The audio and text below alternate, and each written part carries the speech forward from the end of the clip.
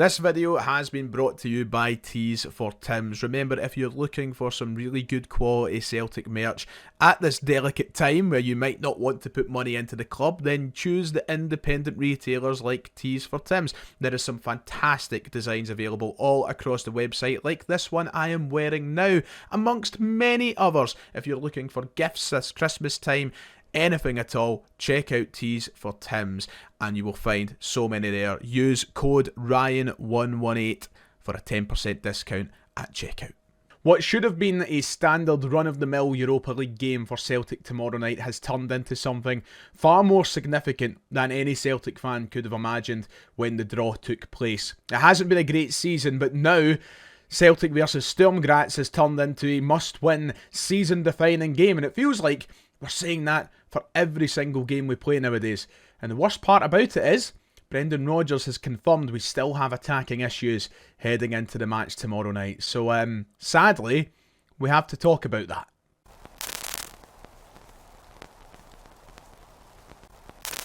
If you haven't already, please make sure to hit like and subscribe. It would be much appreciated. We're going to preview tomorrow night's game at Celtic Park against Sturm Graz. We have the fitness and injury news to go through from this afternoon's press conference, amongst the lowdown of the opposition that we play. So, a lot to cover, and we'll try and do it as quickly as possible. Let's get into this. So tomorrow night at 8 PM, Celtic will play in match day 3 of their Europa League campaign as Sturm Graz of Austria come over from the continent to Celtic Park, where we haven't won yet, of course, in European football this season. We have only played 2 games, but both have been failures. Kairat Almaty, of course, at Celtic Park, and then Braga in the last match day. It's been really, really disappointing. Listen, we may as well just talk about things brutally. And there's no point in watering down the context of tomorrow night's game. Celtic have been a shambles, not just in Europe, but of course domestically in recent times. And more specifically though, in Europe, we have been very, very poor. The draw against Belgrade is starting to look like a good result, but even at that, you know, it's pretty poor all round for Celtic. And at every point that we celebrate, feels so far off the mark of where we should be. We shouldn't be celebrating draws in Belgrade, we should be celebrating wins. And tomorrow night is now a must win for Celtic. We need to get points on the board. We need to get our first win of the competition to try and rally some momentum, try and bring forward a bit of positivity. The fact of the matter is, though, not a lot of people are feeling very optimistic. They aren't feeling that positivity right now, and you would be hard to find a reason to blame them. Here is a look at the Europa League table as things stand. Starting off with the top half, where Celtic are nowhere to be seen. We should be a top half Europa League side with the quality of competition throughout the tournament, and I don't mean that disrespectfully, but we should be up there. We aren't. In fact, you need to flick over to the bottom half, where we find ourselves out of that top 24. That's where you need to be, of course. The top 24. Celtic aren't there right now with only 1 point in 2 games. However, Sturm Graz, they are there. They've had a better start to the competition than us with their win over Rangers of all teams. And Celtic now need to become a team that is fighting for those top 24 spots. The opening performances haven't filled me with any confidence. I don't think I'm sitting here the way that I normally would be ahead of a European game, ahead of playing a team that you'd fancy your chances against at Celtic Park. Ready to say the same things I usually would. It's a team that we should be beating. It's a team that we should be kind of chomping at the bit to play in Europe. I don't have any right to say any of that, you know, especially after losing to Dundee, Stephen Presley's Dundee at the weekend. Why on earth do I think that we could beat Sturm Graz, top of the league Austrian Bundesliga side? I just don't think so. But, you know, listen, if we've got to turn it up, and if we want to give ourselves some momentum, now's the chance to do so. I think the importance of this game needs to be drilled into the team. And I don't want to jump in two-footed, and I don't want to say something too early. It's only match day 3. But it sort of feels like win or bust. And I'm being serious when I say that, because Celtic arguably still have their 2 most difficult games to come in Roma and Feyenoord later on in the competition. Those aren't games that I would look at as gimmies. They aren't games that I look as though that I look at and think Celtic should be winning, especially under current circumstances. So if you don't beat Sturm Graz at Celtic Park tomorrow night in the second of your 4 home games, I think life becomes very, very tricky for us to get that top 24. Now, I know that we're talking about 10, 11, 12 points perhaps being the magic number to get you through to the next round. But if you take 1 point from your opening 3, it's an uphill battle that I find very, very difficult for Celtic. And I know a lot of people who are still blindly optimistic at this stage, and I salute you if you are, will be saying, I'm just looking for an excuse to be negative, I'm talking nonsense. But seriously, with a straight face, can you say that Celtic will go on match days 4, 5, 6, 7, 8 and win the games to get us through to the next round if you can't do it in match days 1, 2 or 3? I don't think so. So it's so important. I do think that you can look at this as a win or go bust tie. I really do. And of course, it's a huge game for the manager. It's a massive game for Brendan Rodgers, who right now is feeling the heat from the Celtic supporters. Of course, a lot of people losing patience with Brendan, and rightfully so. The performances haven't been good enough, and of course those European performances have been a big part of that. So it's a huge game for Brendan Rodgers himself. He has a lot of questions pointed to his direction as to why we're setting up the certain ways that we are, why the formation is the same that it is, and why we're just constantly failing to entertain. It's a huge game for Brendan Rodgers. So he has a lot of questions to answer. He, of course, faced some of that at his press conference this afternoon, but he needs to do his talking on the park, and we need to see a result, and an entertaining result as well, tomorrow night. So talking about the manager, we may as well go over what happened at this afternoon's press conference, what news was given to us there.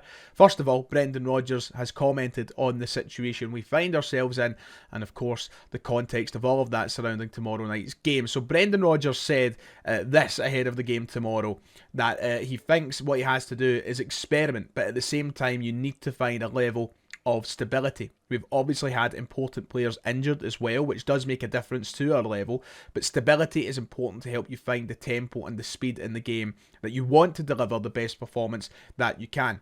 I will never stop. I'm so motivated to try and find the solutions to it, find a way to use my experience in order to help us get there. So Brendan Rodgers acknowledges that things aren't good enough and that he does need to try something different to get change, but also speaks about the importance of stability. What I will say is, in his comments, I come back to that line a moment ago where he says stability helps you find the tempo and speed in the game. Something that Celtic just don't have at the minute. And you know, I love Brendan Rodgers as Celtic manager, and I've backed him the whole way. But there hasn't been tempo and speed. There hasn't been that in Celtic's game. And that's why I think so many fans, including myself, are asking for something to change, because we want to see a return of tempo and speed to a game. And I get it hasn't helped that you've had key players like Johnston out for the entirety of the season, that you've had MAEDA out this past weekend and tomorrow night, and that you had a few of these players in and out of the team. But something needs to change to bring back tempo and speed, because it's not there. And no matter how much stability that you try and install into the team, it's clearly not bringing tempo or speed. So I do get what Rodgers is saying, and I know that he has to be very diplomatic at his press conferences and can only say certain things. He, of course, doesn't want to give too much away. Of course, wants to treat things in a respectful manner, in a press-driven manner. But I do think some of that stability might have to be sacrificed, if I'm being totally honest. I think more importantly, though, the last line is what needs to be focused on. You know, he's very motivated to change things. There has been a question over whether or not Rodgers has just given up, and he's just kind of saying out his time here at Celtic now. Hopefully we see that motivation over these coming games, because it needs to happen sooner rather than later. Otherwise, there will be a full-on mutiny at the club, it feels like. But the big talking point at today's press conference was in regards to injuries, and of course Celtic fans have been waiting to hear the update ahead of tomorrow night's game. One positive but one negative, and we may as well start with the negative. Dyson MAEDA, as I mentioned a moment ago, is out and will not be available for selection tomorrow night. Brendan Rodgers said this, that Dyson is not available. No, he is suffering from stiffness in his lower back and his hamstrings. I think the last game against Motherwell before the international break, he just felt his hamstring. So we've got some positive news on it, but there's no timeline on it. He certainly won't be available for tomorrow, and we'll see where he's at for the weekend. So Brendan Rodgers hasn't ruled out Dyson MAEDA's return for the weekend. That could potentially happen. I don't see it, to be honest. I think we're maybe having to hold on until next week. But he's out tomorrow, and that's huge for Celtic, because we are struggling up top right now. We really are. We don't have a great amount of quality. We have a non-existent right-hand side. And don't get me wrong, MAEDA hasn't been great this season by any stretch. But you suddenly take him out, and your options become far more limited, and it becomes far tougher. So he is out tomorrow. It's a big blow for us, I'm not going to lie, and it makes me a bit nervous as to how we find goals against Sturm Graz. But the positive is that Johnston is ready for selection and could return tomorrow night. This is what he said on Johnston. He said, Ali should be okay, all being well. So that's great news for us. So essentially, if things keep going the way they are over the next 24 hours and barring any last minute mishaps, Johnston should be available for selection. Whether that's straight into the starting 11 or not, we'll discuss later in this video. But he's back. And he obviously wasn't involved at the weekend, which made me think that he wouldn't be available for tomorrow, but he should be, which is good. Hopefully, touch wood, that remains the same.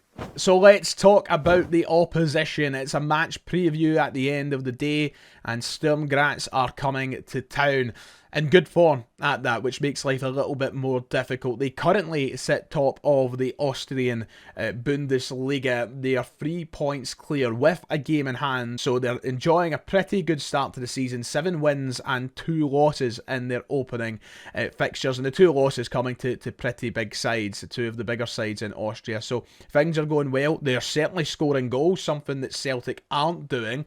And that should be a concern. And then if you flip it over to, of course, Europa League form, which we, of course, mentioned at the start of the video, they do find themselves in that top 24 right now with a 1 win and 1 loss in their opening 2 games. And, of course, the win came against Rangers. So they're enjoying a good start to the season. However, they're far from a perfect side, and they certainly are beatable.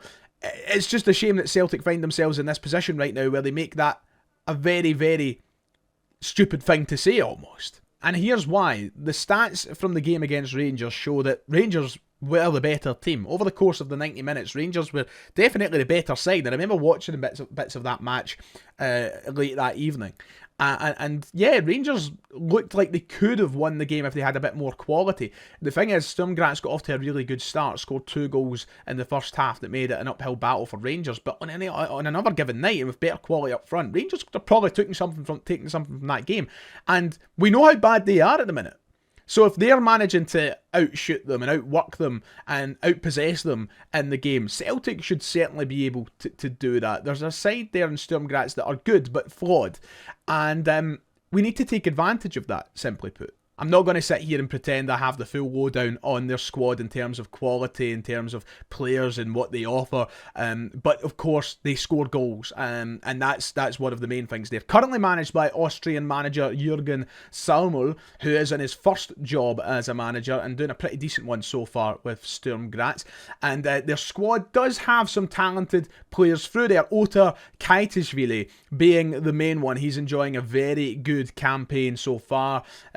And he's probably the player to look out for, to be quite honest. He's the one that Celtic are going to have a job trying to stop. He's an attacking midfielder, plays in behind the striker, and he's very, very good at playing that killer pass. You need to eliminate that from his game. From what I've done, my reading and my watching of him, you have to eliminate that killer pass. And he can go through the middle, he can drift out if he needs to as well. Yeah, defensively, up until maybe the Motherwell game and the Dundee game, we were pretty sound this season. I am now worried that that's changing a little bit. We've conceded 4 goals in the last 2 games. And of course, that's coming against Motherwell and Dundee. Shouldn't be happening. So we need to be locked in. I hate using that phrase. I don't mean to sound like one of these TikTok losers. But we need to be locked in. We need to make sure that we're concentrating on every single movement. Braga came to Celtic Park and undone us in moments we shouldn't have been undone. And we can't allow that to happen here. Otar Kaitishvili will certainly try and make that happen. He's very tricky. And he's the key for them in this game, I think. And as for us, we just need to improve. We need to improve significantly. We're miles off it right now. We are, and I'm not full of a lot of confidence that we'll get the job done, especially with the injury issues and the squad issues that we face. But Rangers kind of laid a blueprint.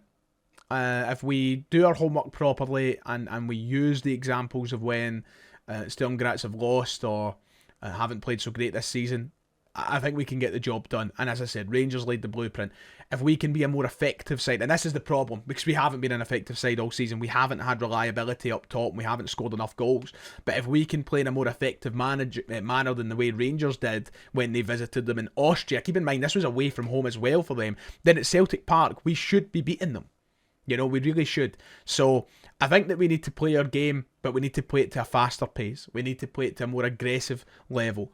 And I think for that reason, we probably might see a couple of changes in the team. So let's go through the starting 11 predictions. Right, my team is on screen now. And you'll notice I've made a couple of changes to the team that started at the weekend. And one of them is obvious in the back four. Alistair Johnston. I don't know the entire situation with him. Of course, we've went through Rodgers' comments. He says he'll be available for selection. And if he's available for selection, it might be a rookie mistake. It might be why I'm not managing the team. I think we need him in there.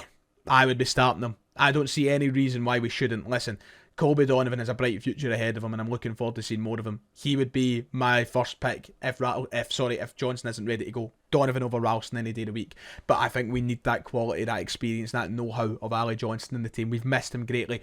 That right-hand side has been non-existent. And we need Johnston back. We need him back pronto. So I would get him in the team. If he's even ready for 45 minutes of football, I'd rather he played the first 45 than the last 45. We need to get off to a good start. Johnston's in my team. I think outside of that, the defence stays the same. And I know people will bring up the issues of Schmeichel, who hasn't been great. I know people will bring up the issues of Tierney, who of course hasn't been great. But I'm just being realistic with my prediction as well. I don't see them being dropped. Whether they should be dropped is a different question. But I don't think they will. So that's my prediction when it comes to the back anyway. In the midfield, there has to be change. And I've gone with a midfield three of McGregor, Engels and McCowan. I think McCowan, no matter who partners him, I think McCowan needs to start tomorrow. We need his energy. Nobody's bringing energy to the midfield like Luke McCowan. I don't think Luke McCowan technically is the best player we have. And I think that, of course, his level is a bit more limited than maybe some others would be in a Celtic jersey. But in terms of energy and drive, I think McCowan is the best. And I think we need that tomorrow. I'll stand corrected if he doesn't deliver. But I would have him in the team. McGregor won't be dropped once again. Should he be? Probably. But he won't be. So I've got McGregor, McCowan, and I'd bring Engels back in. I don't think Hatate or Nygren have stood out when need be. It's been very up and down for every midfielder this season. I've just got Engels in there. And for the front three, well, I can't bear another game with Yang on the right-hand side. And we can't be starting James Forrest in 2025. I know, and I hate it. It's a cardinal sin for Ryan 118 almost. I hate shoehorning players out of position, especially ones who've just come to the club. But I'm making it clear right now. I will hold off my reservations of him, and I will hold off my very strong critiques of him until he plays on the right side, on his right side, which is the left. But I would just be putting Balikwisha on that park. I'm sorry, no MAEDA, Balikwisha out in the right. I know it's not his strongest area, but I won't be harsh on the guy. I won't be, unless he drops a generational stinker. I cannot bear the thought of Yang playing tomorrow night. I just can't. I'm sorry. I'd have him on the right hand side, and even if you need to kind of adjust as the game goes on and maybe bring Balikwisha more into the middle and have Johnston maybe cover more of that right hand side of the pitch in the attacking phases of play, fine, do it. Figure something out. Just don't start Yang, please. I beg. That's who I'd have in the right. And I know it's a cardinal sin, but something has to happen. And that's it for me. Tarekki on the left, Iheanacho up front. I think those two are basically certs. But Rodgers has to change things, and that for me is the changes that need to happen to the team. If you can't tell by now, I have completely pied off score predictions for these games, because what's the point of making a fool of myself? Celtic should be winning tomorrow. They should be. And when you boil it down to Celtic versus Sturm Graz, they should be winning. The fact of the matter is, though, it's a very poor Celtic playing an informed Sturm Graz. That changes the whole dynamic of what to expect. I don't know what to expect. I really don't. And I just hope that we can get a win. And we need to start building confidence and momentum, and we need to start building it now. Brendan, please, for the love of God, put this misery to an end. Save yourself, man. For goodness sake. Right, there's my match preview. We'll be back on the channel tomorrow. And, of course, for the match reaction as well. So, until then, take care of yourself. Hail, hail, God bless. I'll see you all next time.